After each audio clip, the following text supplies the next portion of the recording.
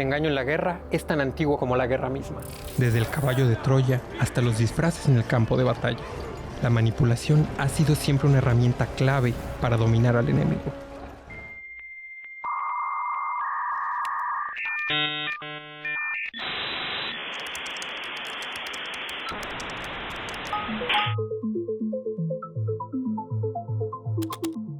Pero en el siglo XXI algo cambió. El campo de batalla ya no es solo físico, ni siquiera visible. Hoy, la guerra se libra en otro plano, el de la información. Vivimos en una era donde la verdad ya no es suficiente, donde lo que vemos, leemos y compartimos puede ser una ilusión cuidadosamente fabricada. Lo que antes era propaganda, hoy son algoritmos, memes virales, cuentas automatizadas, ejércitos de bots. La mentira ya no se disfraza, se amplifica, se vuelve tendencia. Se vuelve creíble. Y lo más inquietante es que todos somos parte de esta guerra. Ya no se necesitan soldados. Basta con que leas un tuit, con que compartas una imagen, que creas en una historia. Basta con un clic. Sin darte cuenta, puedes convertirte en un eslabón más de una cadena diseñada para manipularte, para dividirte, para controlar lo que piensas, lo que temes, lo que odias. Esta es la guerra de la información. Una guerra sin fronteras, sin treguas, sin reglas claras. Una guerra permanente que se activa e intensifica según convenga. No empieza ni termina, solo muta, se esconde, espera, hasta que la próxima crisis, elección, escándalo o tragedia, le dé nueva vida. Desde los hashtags que inundan tu pantalla, hasta los deepfakes que imitan rostros y voces con aterradora precisión. Estamos siendo testigos y muchas veces cómplices de una batalla invisible. Una que no se libra con balas, pero que puede destruir reputaciones, gobiernos, comunidades enteras y deja cicatrices en la mente.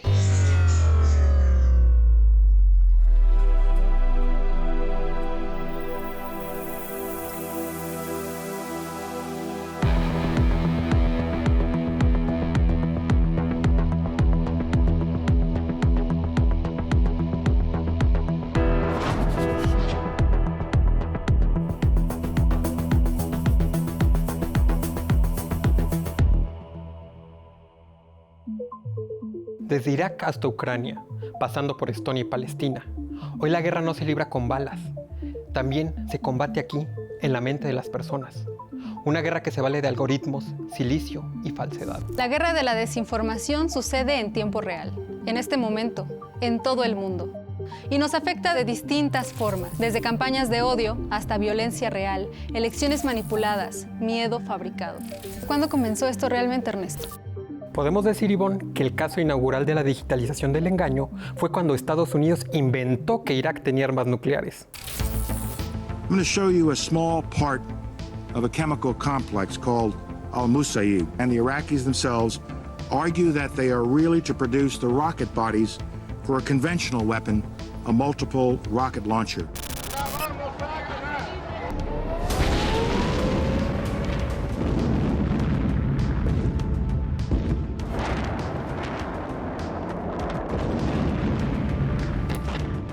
Sin embargo, ese caso se dio en la transición del mundo analógico al digital. Las redes sociales no existían como hoy. La guerra de la desinformación, como la conocemos hoy, comenzó en 2007. Fue en los 2000 que el mundo aprendió que la verdad podía hackearse, que el rumor viaja más rápido que la evidencia y que las redes, lejos de unirnos, podían dividirnos a una velocidad nunca antes vista. 2007 entonces solo fue el principio. Después vinieron campañas coordinadas en elecciones, ataques de bots, filtraciones masivas y herramientas de manipulación cada vez más sofisticadas. Se los contábamos al comienzo de nuestra emisión, las víctimas de los bombardeos rusos a Georgia podrían llegar a 2.000.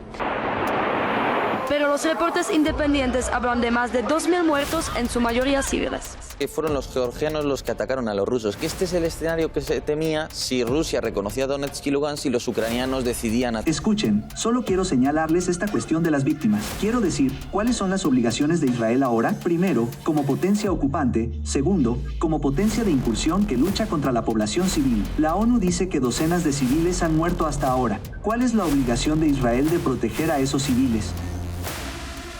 Distintos poderes del gobierno iraní han denunciado a los gobiernos de Reino Unido, Alemania, Francia y Estados Unidos realizar declaraciones injerencistas y estar detrás de la violencia postelectoral generada por la oposición.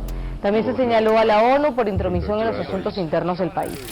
Hoy, incluso las voces pueden ser falsificadas, los rostros también. Estamos entrando en la era del deepfake. ¿Dónde termina la realidad? ¿Dónde comienza el guión? Esto es solo el inicio.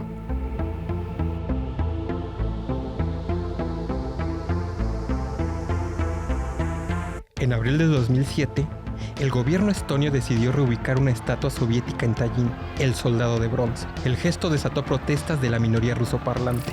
Lo que parecía un conflicto local escaló rápido. Medios estatales rusos comenzaron a difundir mentiras, que los restos de soldados soviéticos habían sido destruidos, que la estatua había sido desmantelada con violencia. Mientras tanto, redes sociales, blogs y foros rusos amplificaban la indignación con imágenes falsas. La narrativa, Estonia era fascista, revisionismo histórico. Casi al mismo tiempo, Estonia fue atacada. Fue la primera vez que un país entero quedó parcialmente desconectado por una ofensiva digital. Páginas del gobierno, bancos, medios y servicios esenciales colapsaron. Aunque Rusia lo negó, expertos coincidieron. Esto fue coordinado, demasiado preciso, demasiado eficaz. Estonia respondió fortaleciendo su escudo digital. Es decir, hizo una copia de sus activos digitales a lo que fue la primera embajada de datos, situada en Luxemburgo. Lideraron la creación del Centro de Ciberseguridad de la OTAN, además de impulsar el célebre Manual de Tallin, que define el marco legal para los conflictos en el ciberespacio.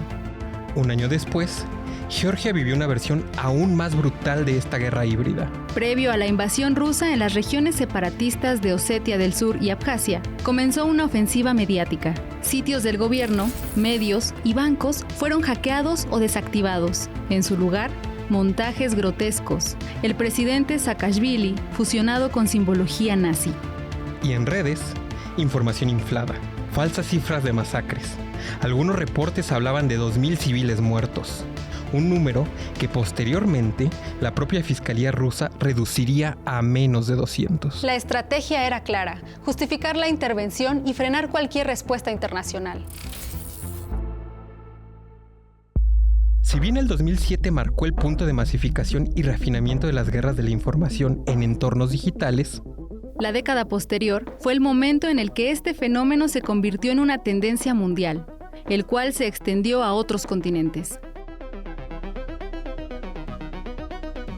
De mayo de 2011, los ciudadanos de este país, libres, conscientes e indignados. El 2011 fue un año revelador para la comunicación digital y el poder que estaba adquiriendo las entonces jóvenes redes sociales. Fue cuando las protestas de la primavera árabe llegaron a su punto más alto.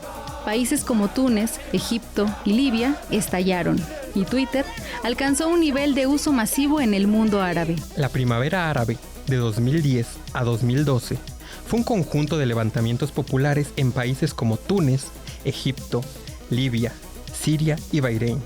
Las redes sociales jugaron un papel clave para la movilización social, difusión y la manipulación de la información. Que Estados Unidos llevó a cabo una operación que mató a Osama Bin Laden.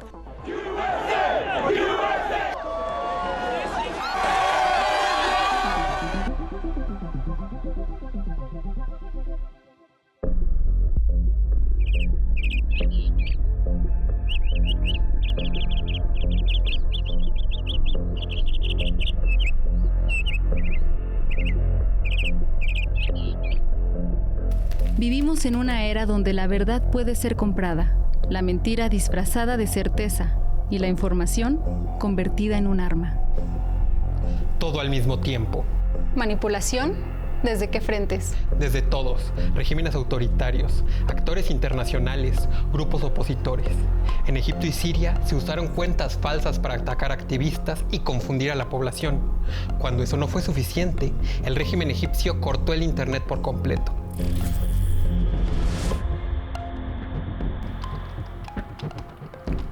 ¿Y sobre Libia, no hubo una manipulación directa? Sí, La BBC mostró imágenes de supuestas protestas masivas en Trípoli. Luego, se comprobó que eran falsas y que en realidad eran protestas en India apoyando a Ana Hazare. ¿Y esos manifestantes que hablaban en nombre del pueblo? Muchos eran activistas financiados por organizaciones no gubernamentales como el Center for Applying Nonviolent Action and Strategies, con el apoyo indirecto de potencias occidentales. Tanto Rusia como Estados Unidos denunciaron el uso de armas químicas de Siria contra su propia población.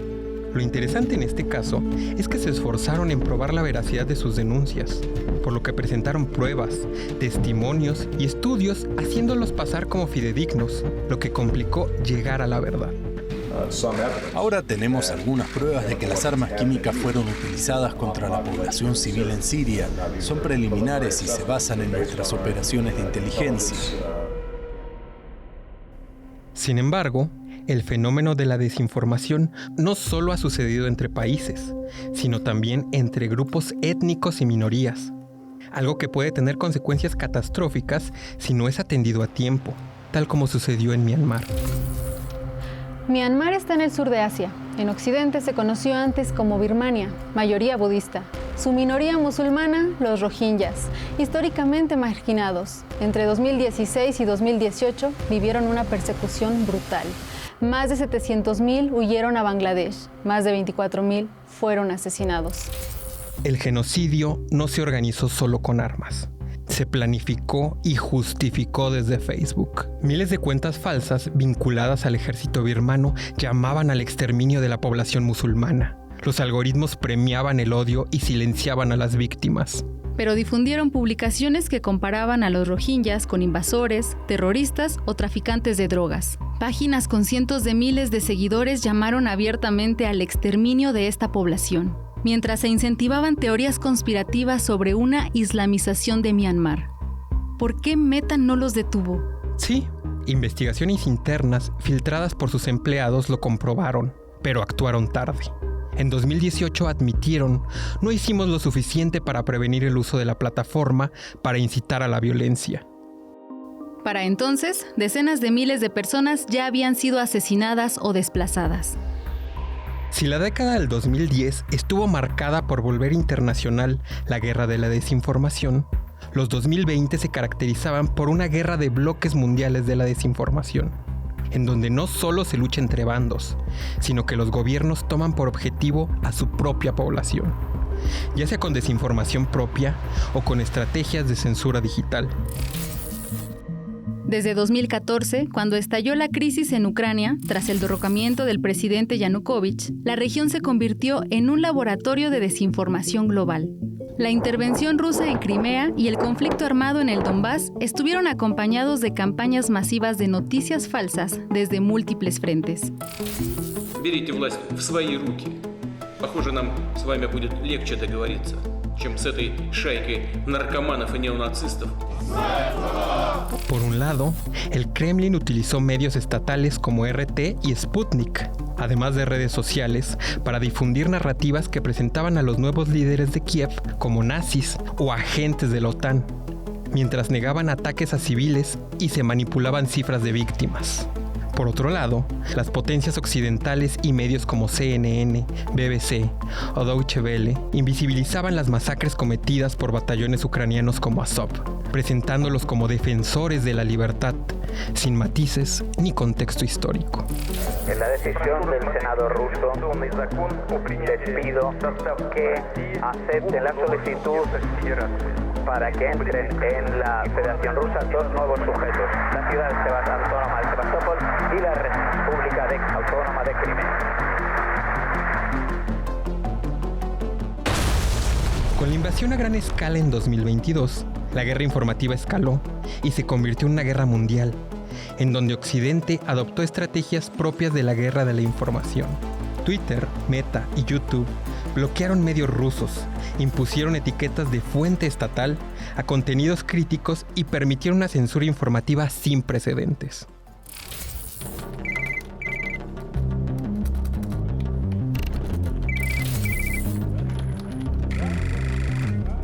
Esta gente no puede ser real. No lo es. es la NAFO, la cual se trataba de un ejército informal de troles disfrazados de usuarios, los cuales hostigaban periodistas críticos, atacaron con sarcasmo a voces disidentes y sabotearon cualquier intento de discusión objetiva del conflicto. Así, mientras Occidente alardeaba de libertad de prensa, bloqueaba el acceso a medios alternativos, penalizaba narrativas incómodas y promovía una visión binaria: o estás con Ucrania o estás con Putin. En este marco, verdades incómodas como el bombardeo ucraniano de regiones rusoparlantes, el golpe de Estado de 2014 o la persecución a la oposición política fueron sistemáticamente omitidas.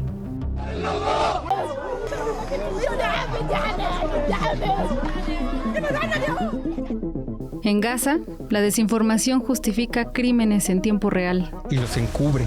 Cada bombardeo israelí es acompañado por un discurso global construido desde medios como The New York Times o The Guardian. Israel se defiende. Jamás usó escudos humanos. Las víctimas son un producto de errores.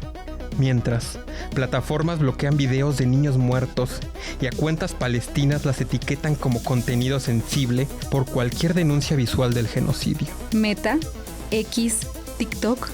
Todas han sido señaladas por organizaciones como Human Rights Watch y el Comité de Protección de Periodistas. Meta y X eliminaron contenido pro-palestino, a la par que difunden sin censura las declaraciones abiertamente racistas y genocidas de funcionarios como Itamar Ben-Gvir o Bezalel Smotrich, quienes han pedido una limpieza étnica en Gaza. Y TikTok, de origen chino, ha accedido a presiones de Estados Unidos e Israel para limitar el alcance de contenido palestino y permitir la promoción de contenido pro-Israel. Entonces, ¿todo se reduce a quién controla la narrativa? Exactamente. La verdad se convirtió en el campo de batalla. Ganar la guerra militar ya no es suficiente. Hay que ganarla también en los titulares, en los algoritmos, las historias. El doble rasero es evidente. Lo que en Rusia es censura, en Israel es moderación responsable. Las cifras de víctimas son relativizadas. Las voces de Gaza son presentadas como poco confiables y las declaraciones israelíes se reproducen sin verificación. Se llega al extremo de poner en duda la existencia misma del pueblo palestino, repitiendo una narrativa colonial que niega su identidad, historia y humanidad. Принято решение о проведении специальной военной операции. Lo que une ambos conflictos, y a todos en general, es la instrumentalización de la verdad. La desinformación no es una distorsión accidental, sino una herramienta estratégica para legitimar la violencia, debilitar la empatía y blindar la impunidad. President Putin, in the name of humanity, bring your troops back to Russia. Putin's aggression against Ukraine will end up costing Russia dearly, economically and strategically. En Ucrania, Palestina y el mundo entero, las víctimas comparten algo más que la muerte. Comparten el silencio inducido por una maquinaria global de manipulación, que decide quién merece ser llorado y quién puede ser olvidado. Pero esto apenas empieza. Por eso debemos estar vigilantes, informados, críticos, porque si no sabemos qué es verdad, no sabremos por qué luchamos.